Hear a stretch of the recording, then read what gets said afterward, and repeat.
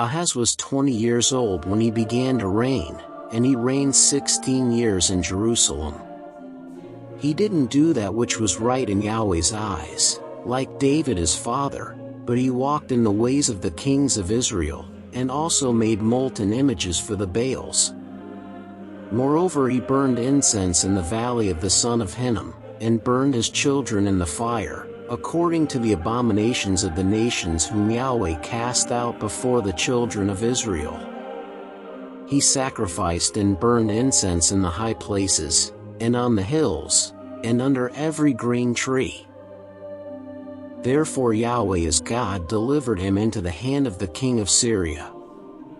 They struck him, and carried away from him a great multitude of captives, and brought them to Damascus.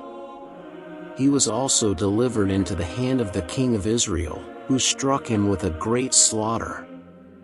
For Pekah the son of Remaliah killed in Judah 120,000 in one day, all of them valiant men, because they had forsaken Yahweh, the God of their fathers.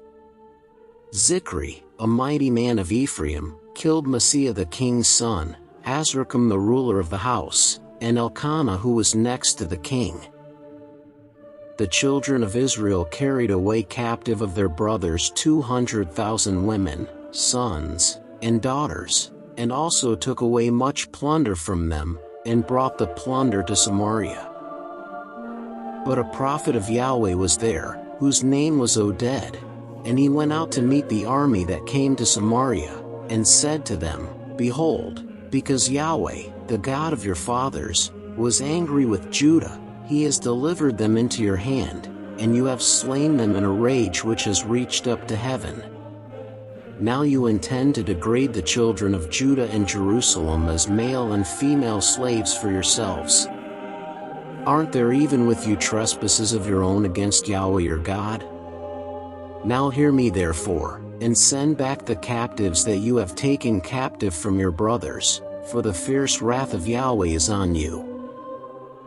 Then some of the heads of the children of Ephraim, Azariah the son of Johanan, Berechiah the son of Meshillemoth, Jehizkiah the son of Shallum, and Amasa the son of Hadlai, stood up against those who came from the war, and said to them, You must not bring in the captives here, for you intend that which will bring on us a trespass against Yahweh, to add to our sins and to our guilt, for our guilt is great, and there is fierce wrath against Israel. So the armed men left the captives and the plunder before the princes and all the assembly.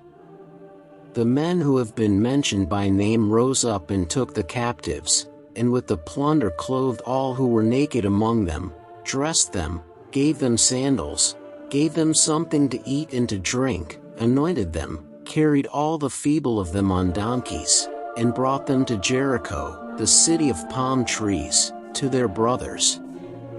Then they returned to Samaria. At that time King Ahaz sent to the kings of Assyria to help him. For again the Edomites had come and struck Judah, and carried away captives. The Philistines also had invaded the cities of the lowland and of the south of Judah, and had taken Beth Shemesh, Aijalon, Gederoth, Soko with its villages, Timnah with its villages, and also Gimzo and its villages, and they lived there. For Yahweh brought Judah low because of Ahaz king of Israel, because he acted without restraint in Judah and trespassed severely against Yahweh.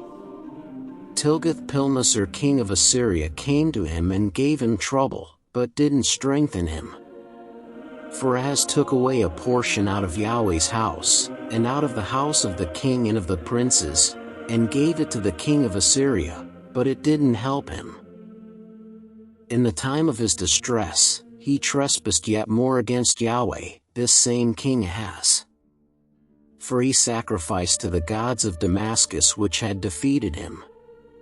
He said, Because the gods of the kings of Syria helped them, I will sacrifice to them, that they may help me.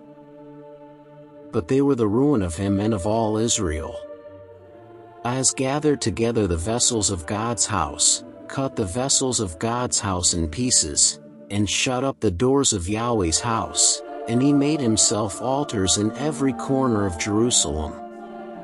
In every city of Judah he made high places to burn incense to other gods, and provoke Yahweh, the God of his fathers, to anger.